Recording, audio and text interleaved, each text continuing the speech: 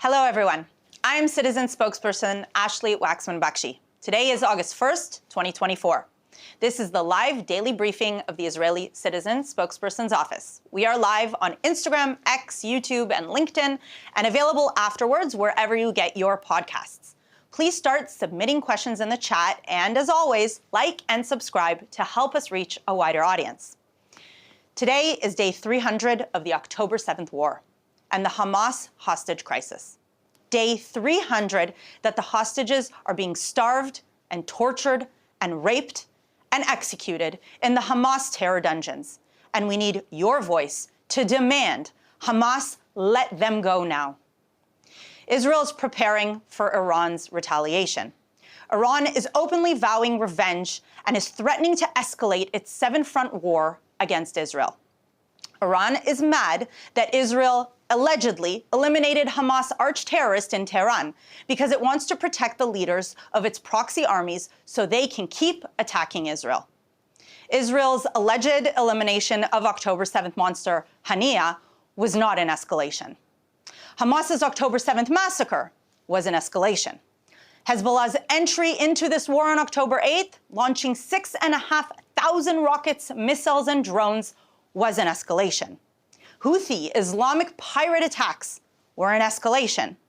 Attacks from Iranian proxy armies in Iraq and Syria were an escalation. Flooding the West Bank with weapons for jihad on Jews was an escalation. Iran's direct, massive aerial attack in April, 350 missiles and drones, that was an escalation. Israel is fighting in self-defense. It is defending its people against the Iranian regime and its proxy armies in a brutal seven-front regional war. It wants to de-escalate by pushing away the threats. Iran's proxies declared war on Israel. Israel is defending itself. Iran's threat of revenge is not self-defense. It's a continuation of its aggression. The world must stop, not appease, Iran's aggression, because a Middle East dominated by the Ayatollahs of Iran will not be safe for anyone. Not for Israelis, not for Arabs, and not for the West. Israel understands the problem. It's not Hamas or Hezbollah. It's Iran. Iran chooses every day to continue fanning the flames of war. Iran must be held directly accountable for its direct and indirect acts of war against the people of Israel. Its criminal caliphate must be stopped. In the past, Iran understood that at worst, attacks by it and its proxy armies would be blunted, and occasionally Iran might succeed with the brutal murder of innocent people in Israel. Israel is telling Iran, wrong. The world must say the same. Iran must be made to understand the real price for funding rocket, missile, and drone attacks, and for the kind of barbaric rape and murder carried out on October 7th. The price must be so expensive that Iran prefers to end its seven-front war on the Jewish people. Tell your leaders to tell Iran's pyromaniac ayatollahs, stop fueling the ring of fire around Israel before Israel has to fight that fire. Today, Israel confirmed that the strike on Hamas terrorist mastermind Mohammed Deif was in fact successful. Deif joins Ismail Haniya, Marwan Issa, Saleh Haruri, and a long list of Hamas commanders in hell, no longer attacking Israelis or oppressing Gazans. Hamas's leadership is crumbling. Most of Hamas's 24 battalions have been reported to be dismantled. Israel now controls many key points in the Gaza Strip, including the Philadelphia corridor, the Gazan border with Egypt, and Israel has mostly turned off the weapons smuggling pipeline used to massacre civilians on October 7th. It's clear Israel is winning. It allegedly eliminated Haniya in Tehran, and Hamas has not retaliated. Why? Not because it doesn't want to, but because it can't. Israel allegedly took out Hamas's leader, and there was no rockets on Tel Aviv. Hamas isn't any less murderous, and there is still intense fighting, but Israel's forces have taken away much of Hamas's ability to harm our people. We're thankful that much of the goal set out at the war's outset Destroying Hamas's ability to threaten the people of Israel has so far been achieved. We're thankful that those arguing that Hamas is an ideology that can't be beaten were absolutely wrong. A goal that has only been partially achieved is the return of our hostages. 115 hostages are still held by what's left of Hamas, including my cousin, 19-year-old Agam Berger, and 2 toddlers. Today is 300 days since Hamas cruelly tore these children, young people, and elderly, some Holocaust survivors, from their families. 15 women are still held in the hands of the Hamas rapist regime. It's been almost 10 months. You can do the math for yourself. Every day that passes is an immediate threat to these women's lives. Hamas and their Qatari hosts have strung us along for months. Israel will keep beating Hamas, and we ask that you amplify the call, unconditionally surrender and release our hostages. A few words to our viewers. For all those asking what you can do to help, there are links to a JGive campaign across our social media. Those donations provide the support we need to keep getting out the word. I'd also ask that you sign up to our email list. I promise we won't bother you with junk. This will allow us to get you our message directly and occasionally share special content.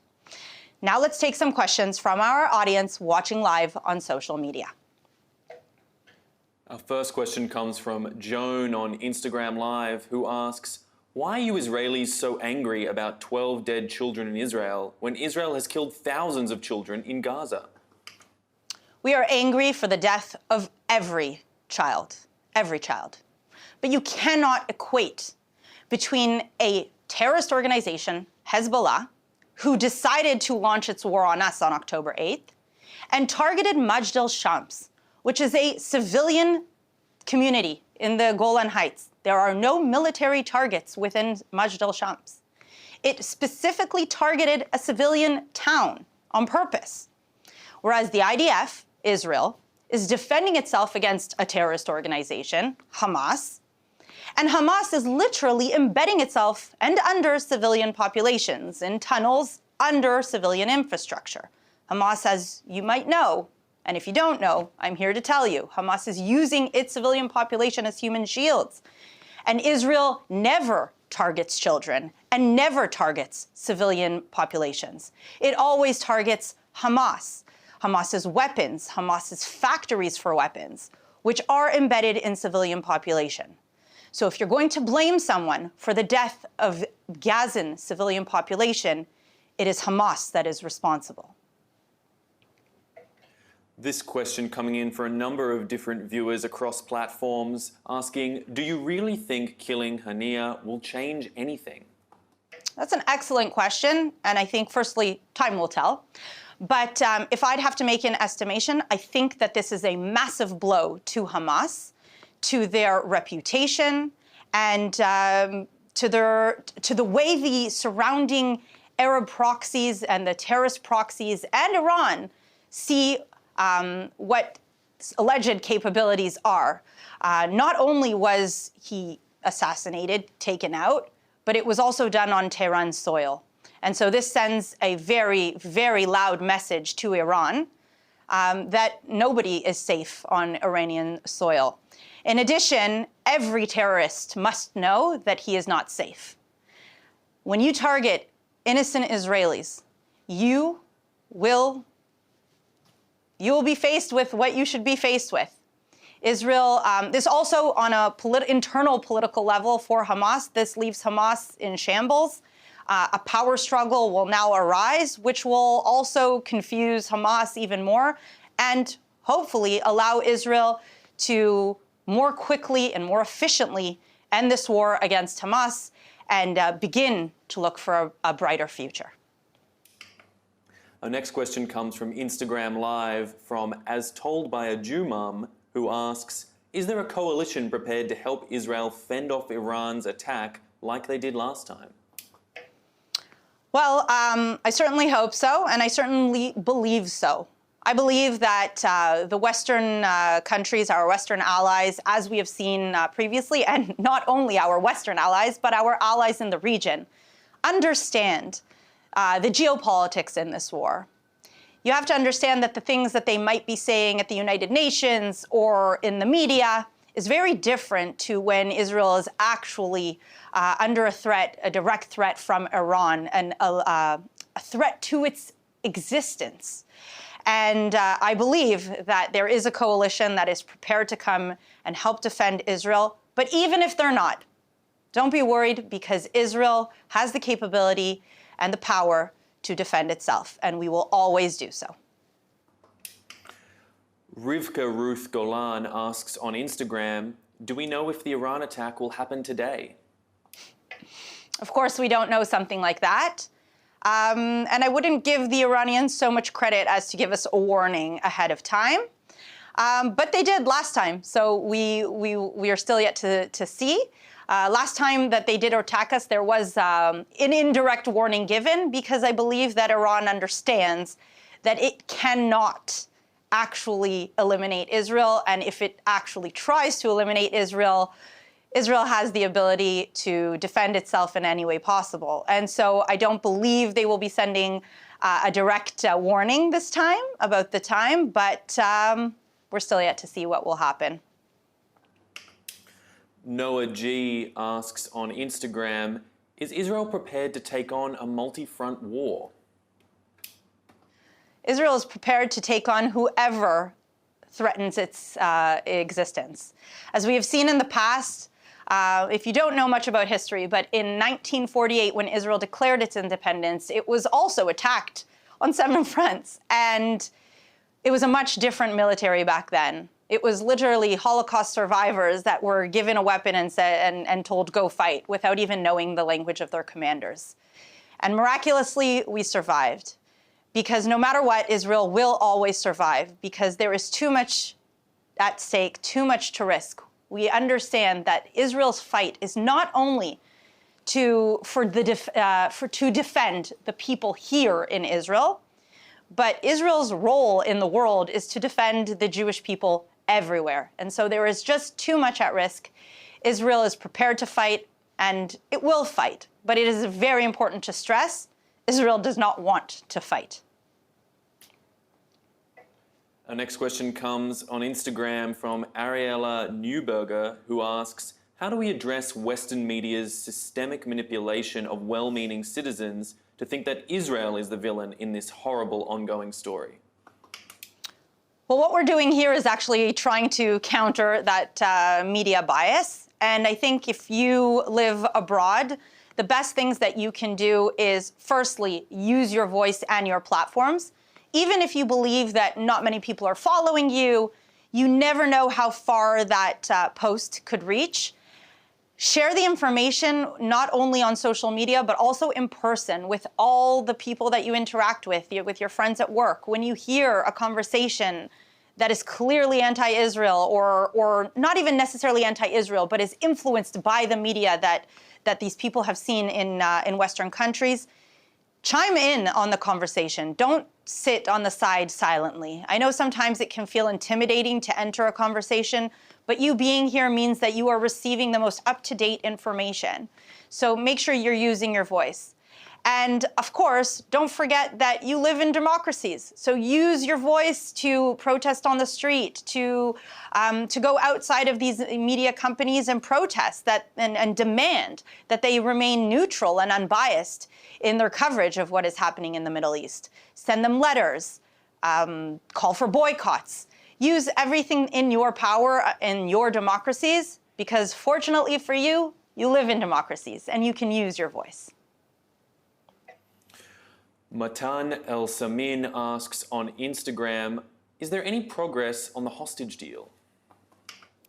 So as far as I know, for the latest that I know is that Israel made a few additions and accepted some of Hamas's demands, and other Hamas's demands tweaked a little bit and gave a counter offer.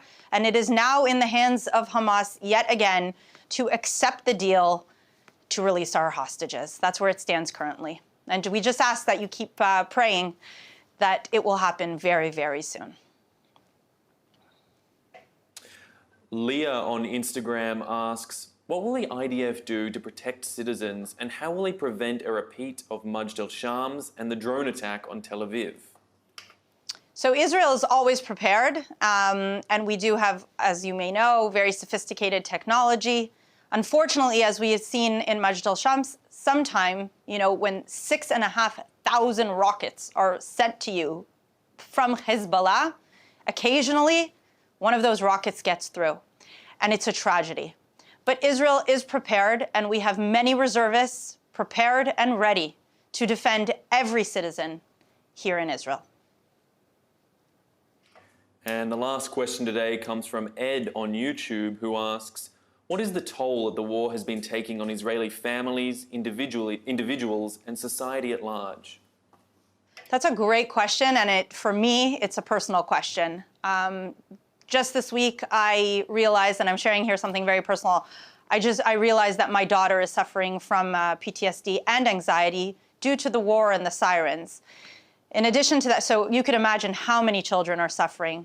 In addition to that, there are over 100,000 Israelis who are still displaced from their homes. Businesses have shut down. We have family members to hostages. This war is we are paying a huge price, a huge toll, emotionally, mentally, economically, and therefore we want this war to end as soon as possible.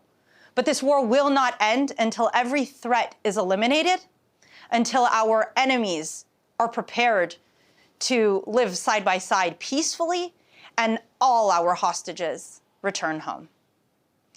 So thank you very much. That's all we have time for today. I ask you again, please check out the J Gives campaign on all our social media platforms. Follow us on Instagram, YouTube, Twitter, X. And we will see you Sunday, same time, 3 p.m. Israel time, 8 a.m. Eastern Standard Time. Let's hope we have a great weekend. Thank you.